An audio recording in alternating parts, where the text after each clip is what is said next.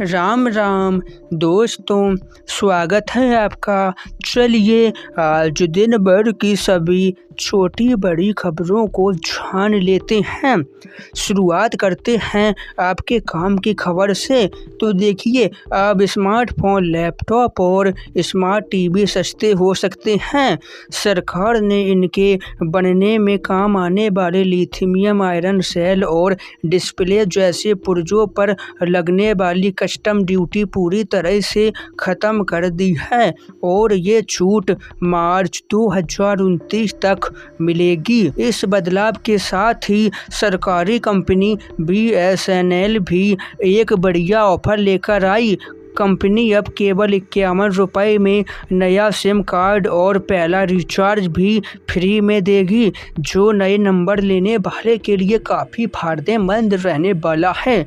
इतना ही नहीं, BSNL ने एक नया सैटेलाइट फ़ोन भी लॉन्च कर दिया है, जिसकी कीमत 1,34,166 रुपये है। यह फ़ोन की खासियत ये है कि ये फ़ोन बिना नेटवर्क, बिना सिम के डायरेक्ट सैटेलाइट से कनेक्ट होगा, जिसकी सहायता से आप कॉल कर पाएंगे और ये फ़ोन सुरक्षा और बचाव के कामों में नई जान फूंक देगा। इसी सुरक्षा के नज़रिए से सेहत को लेकर भी सरकार ने बड़ा कदम उठाया।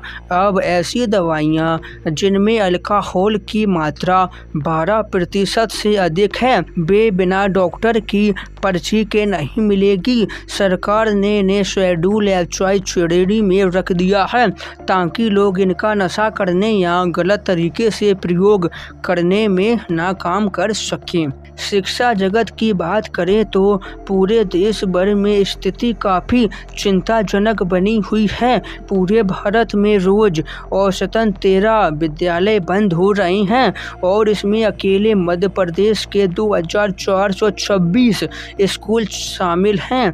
वहीं दूसरी ओर उच्च शिक्षा में लड़कियों की भागीदारी 42% से भी अधिक बढ़ी। इसके अलावा दिल्ली सरकार अपनी सक्षम योजना के जरिए सरकारी स्कूलों की काया पलट कर रही है, जिसके तहत दिल्ली की CM रेखा गुप्ता ने स्कूलों में डिजिटल क्लासरूम और कंप्यूटर लैब जैसी आधुनिक सुविधाओं की शुरुआत की है।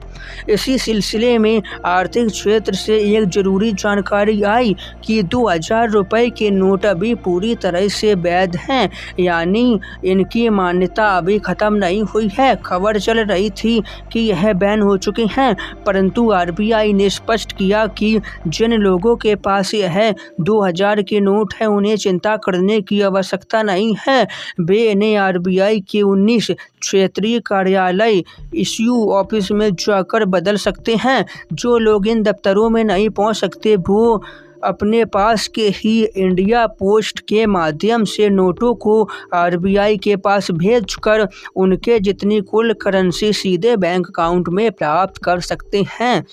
इस दिशा में आगे बढ़ते हुए प्रधानमंत्री नरेंद्र मोदी बोले, भारत आज दुनिया की सबसे तेजी से आगे बढ़ने वाली अर्थव्यवस्था है, लेकिन हमारा वास्तविक लक्ष्य अब जल्द से जल्द दुनिया की टॉप 3 अर्थव्यवस्थाओं में जगह हासिल करना है, जो हमारी प्रेरणा का मुख्य आधार है। आगे बढ़ते हुए बम्बई हाई कोर्ट ने एक अहम निर्णय सुनाया। कोर्ट बोला कि बच्चे यदि माता पिता की देखभाल करने में विफल रहते हैं, तो माता पिता अपनी दी हुई संपत्ति कानूनी तौर पर वापस ले सकते हैं। राजनीति की बात करें तो पश्चिम बंगाल में ममता बनर्जी को लगा तगड़ा झटका। यहाँ पर 3 पूर्व TMC सांसद अब भाजपा में शामिल हो चुके हैं। वहीं पर्यावरण के मोर्चे पर काफ़ी समय बाद दिल्ली वासियों के लिए अच्छी खबर आई। हालिया बारिश ने असर दिखाया है। दिल्ली में 3 साल बाद हवा की स्तर सुधारक गुड कैटेगरी में आ गया और AQI का स्तर 48 तक दर्ज किया गया। शिक्षा जगत से जुड़ी एक खबर भी देखिए। देश में अब शिक्षकों की संख्या 1 करोड़ के पार पहुंच गई। सरकारी रिपोर्ट के अनुसार देश के करीब 14.64 लाख स्कूलों में 1.02 करोड़ से ज़्यादा शिक्षक शिक्षा दे रहे हैं, जो कि स्कूली शिक्षा के इतिहास में एक बड़ी उपलब्धि है। साथ ही स्कूलों में पढ़ाई बीच में छोड़ने वाले बच्चों की दर संख्या भी 24-25 से 2.3 थी ना, वो अब घटकर सीधे 1.8% हो गई है। जो बच्चे बीच में शिक्षा छोड़ देते थे ना, उनकी भी संख्या में कमी आई है, जो कि बहुत अच्छी बात है। इधर बिहार में मानसून को देखते हुए शिक्षा विभाग ने मिड डे मील के लिए नई गाइडलाइन जारी कर दी। अब बरसात के मौसम में बिहार के सरकारी स्कूलों में दोपहर के खाने में बैगन, भिंडी और साग जैसी सब्जियां नहीं बनाई जाएंगी, क्योंकि इन दिनों इनके खराब और इनमें कीड़े निकलने का खतरा होता है ना। तो इसी को देखते हुए बिहार प्रशासन ने निर्णय लिया है। अब जरा कानूनी व्यवस्था की बात करें तो उत्तर प्रदेश में योगी सरकार की सख्त नीति का असर देखने को मिला। पिछले 9 सालों में पुलिस ने अपराधियों के खिलाफ कड़ी कार्रवाई करते हुए 301 बड़े अपराधियों का एनकाउंटर में ढेर किया। इस दौरान पुलिस ने 17,043 मुठभेड़ें की, जिनमें से 34,253 अपराधियों को पकड़ा गया और 11,834 अपराधी घायल हुए। इस काम को करते हुए हमारे यूपी के पुलिसकर्मी 18 शहीद हुए और 1852 घायल हुए। अगर इलाके की हिसाब देखें तो मेरठ जोन एनकाउंटर में सबसे आगे रहा, जिसके बाद वाराणसी और आगरा जोन का नंबर आता है। इसके अलावा देश के विकास की रफ्तार को एक नई पहचान मिलने वाली है। भारत की पहली हाइड्रोजन ट्रेन सोनीपत से जींद के बीच अपना पहला कॉमर्शियल सफर शुरू करने के लिए पूरी तरह से तैयार है। मोदी 13 या 17 जुलाई को इसे उद्घाटन कर सकते हैं। हालांकि 17 जुलाई को इसके उद्घाटन के चांस सबसे अधिक हैं। यह ट्रेन हफ्ते में 6 दिन चलेगी और हर दिन इसके 2 चक्कर होंगे, जबकि हफ्ते में 1 दिन इसे मेंटेनेंस के लिए आराम दिया जाएगा। मार्केट से जुड़ी अपडेट की बात करें तो सोने चांदी के दाम में आज बढ़ोतरी देखने को मिली। 10 ग्राम 24 कैरेट सोने के दाम 1,022 रुपये बढ़कर 1,43,372 रुपये प्रति 10 ग्राम पर आ गए, जबकि 1 किलो चांदी का दाम भी 1,752 रुपये बढ़कर 2,27,000 पर आ गया। इस साल के आंकड़ों पर गौर करें तो सोना अब तक 10,000 रुपये पूरे साल में महंगा हो चुका है। अब बात करें व्हाट्सएप के नए यूजर नेम फीचर की, तो इसको लेकर एक अपडेट आया। भारत सरकार ने फिलहाल यह फीचर पर रोक लगाया था ना, मेटा से जवाब मांगा था ना, तो मेटा ने इस पर जवाब दे दिया है। तो अब भारत सरकार ने कहा है कि हम इसकी अच्छे से छानबीन जांच पड़ताल करेंगे, फिर इस पर कोई निर्णय लेंगे।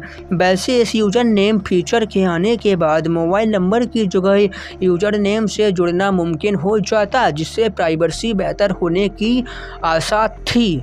अयोध्या में भगवान श्री राम मंदिर के चौराहे में चोरी के विषय पर सुप्रीम कोर्ट में सुनवाई होगी। यह सुनवाई 13 जुलाई सोमवार को आरजेडी सांसद सुधाकर सिंह द्वारा दायर याचिका पर की जाएगी, जिसमें सीबीआई जांच और इंटीपेट ऑडियो की मांग की गई है। वहीं श्री राम मंदिर घोटाले के आरोपों के खिलाफ देश भर में हस्ताक्षर अभियान चलाया जाएगा। इस प्रसंग पर दिल्ली के पूर्व सीएम अरविंद केजरीवाल बोले, प्रधानमंत्री मोदी की चुप्पी पर पूर्व सीएम ने सवाल उठाए और इसे दोषियों को बचाने का महापाप करार दिया। आगे बढ़े तो राहुल गांधी 17 जुलाई को देहरादून आएंगे। यहाँ वे छात्रों से सीधा संवाद करेंगे और इसके लिए परेड ग्राउंड को पहली पसंद बताया जा रहा है, जिसकी तैयारी की जिम्मेदारी कोर टीम ने संभाल ली है। अंत में उत्तर प्रदेश की बात करें तो यूपी में 12 जुलाई को 35 करोड़ पौधे लगाए जाएंगे। इस अभियान की शुरुआत मुख्यमंत्री योगी आदित्यनाथ गोरखपुर से करेंगे और यह पूरा कार्यक्रम एक पेड़ मां के नाम थीम पर आधारित होगा। तो बस इसी के साथ सभी खबरों को समापन करते हैं। वीडियो पसंद आई तो वीडियो को लाइक, चैनल को भी सब्सक्राइब कर देना। हम आपसे कल फिर मिलेंगे। ध्यान रखना अपना, अपने परिवार का। राम राम।